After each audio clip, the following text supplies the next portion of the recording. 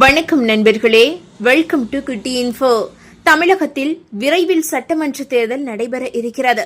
தேர்தல் ஆணையம் இதற்கான ஆயத்த பணிகளை மேற்கொண்டு வரும் நிலையில் அரசியல் கட்சிகளும் கூட்டணி பேச்சு, தொகுதி பங்கீடு, தேர்தல் வாக்குறுதி வெளியீடு என மிகவும் பரபரப்பாக செயல்பட்டு வருகின்றன. தேர்தலில் மக்களின் வாக்குகளை கவருவதற்காக அரசியல் கட்சிகள் தேர்தல் வாக்குறுதிகளை வெளியிட்ட வண்ணம் இருக்கின்றன. தற்போது தேர்தல் களத்தில் திமுக கூட்டணிக்கும் அதிமுக கூட்டணிக்கும் இடையே கடும் போட்டி நிலவி வருகிறது. இந்த சூழலில் அதிமுக பொதுச் செயலாளர் எடப்பாடி பழனிசாமி தங்களுடைய தேர்தல் வாக்குறுதிகளை தொடர்ச்சியாக வெளியிட்டு இருந்தார். அதாவது, அதிமுக ஆட்சி அமைந்ததும் மக்களின் சுமையை போக்க ஒவ்வொரு குடும்பத்திற்கும் 10,000 ரூபாய் கருணை தொகை வழங்கப்படும் என தெரிவித்தார். சொத்து வரி உயர்வு, மின் கட்டண உயர்வு என திமுக ஆட்சியில் மக்களுக்கு நிதி சுமை அதிகரித்து இருப்பதால் ஒருமுறை கருணை தொகையாக 10,000 ரூபாய் அனைத்து குடும்பங்களுக்கும் வழங்கப்படும் என கூறினார்.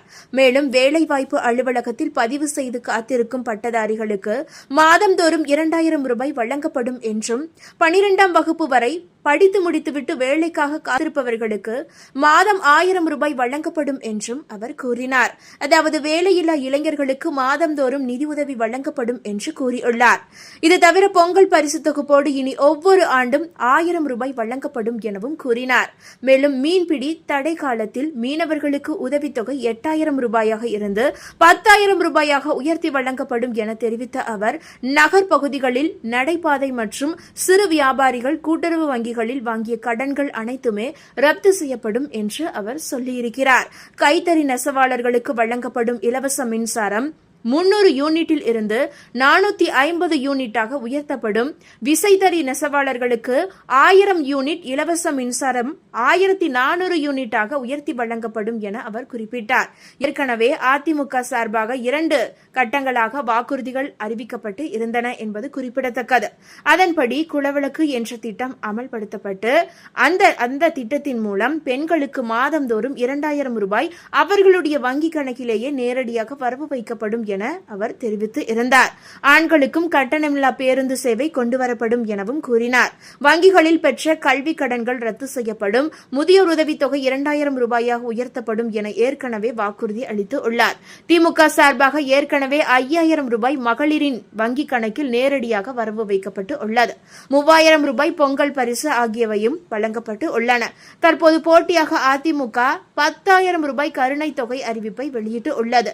எனவே இந்த தேர்தலில் மக்கள் வாக்குகளை பெறுவதில் 5,000 ரூபாய் மகளிர் உரிமை தொகைக்கும் 10,000 ரூபாய் கருணை தொகைக்கும் கடும் போட்டி நிலவும் என எதிர்பார்க்கப்படுகிறது.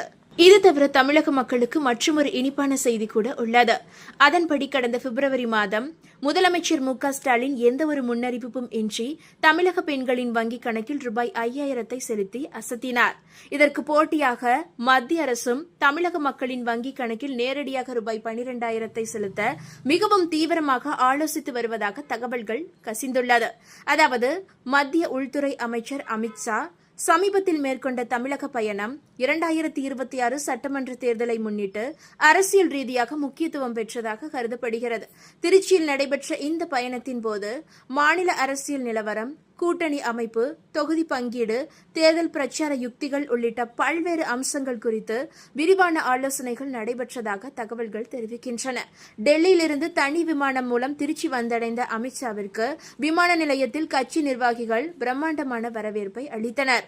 பின்னர் மாவட்ட ஆட்சியர் அலுவலகம் அருகிலுள்ள தனியார் விடுதியில் நடைபெற்ற பாஜக மையக்குழு கூட்டத்தில் அவர் பங்கேற்றார். இந்த கூட்டத்தில் மத்திய அமைச்சர் பியூஷ் கோயல், மத்திய இணை அமைச்சர் எல். முருகன், தமிழக பாஜக தலைவர் நாயனார் நாகேந்திரன், மாநில மேலிட பார்வையாளர்கள் அரவிந்த் மேனன், சுதாகர் ரெட்டி, மூத்த தலைவர் பொன் ராதாகிருஷ்ணன் உள்ளிட்டோர் கலந்து கொண்டனர்.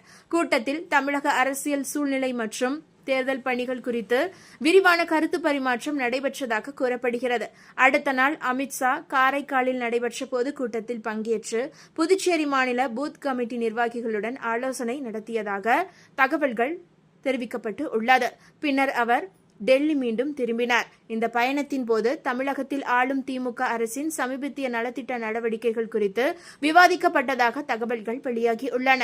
குறிப்பாக மகளிர் உரிமை தொகை பெறும் பெண்களுக்கு ஒருமுறை ரூபாய் 5,000 வழங்கி இருப்பதும், தேர்தலுக்கு பிறகு மாதாந்திர தொகையை உயர்த்துவதாக அறிவித்திருப்பதும் அரசியல் தாக்கத்தை ஏற்படுத்தியுள்ளதாக கூறப்படுகிறது.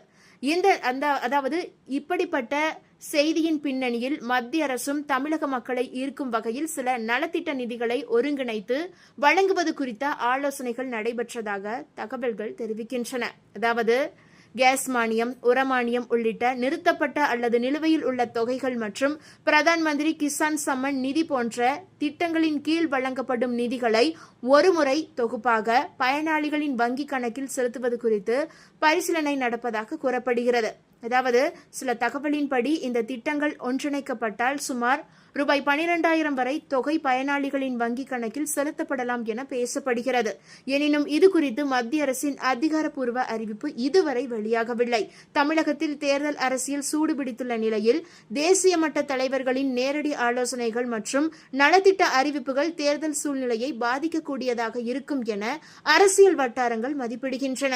இந்த தகவல் உங்களுக்கு பயனுள்ளதாக இருந்தால் மறக்காம இந்த வீடியோவை லைக் பண்ணி உங்களுடைய ஃப்ரெண்ட்ஸுக்கும் ஃபேமிலிக்கும் ஷேர் பண்ணி விட்டுருங்க. இது போன்ற பயனுள்ள தகவல்களை உடனுக்குடன் குயிக் அப்டேட்டுகளை தெரிந்து கொள்ள மறக்காம நம்மளுடைய இந்த குட்டி இன்ஃபோ சேனலை இப்பவே சப்ஸ்கிரைப் பண்ணி பக்கத்தில் இருக்க மினி பெல் ஐக்கானை கிளிக் பண்ணி வச்சுக்கோங்க. நன்றி நண்பர்களே.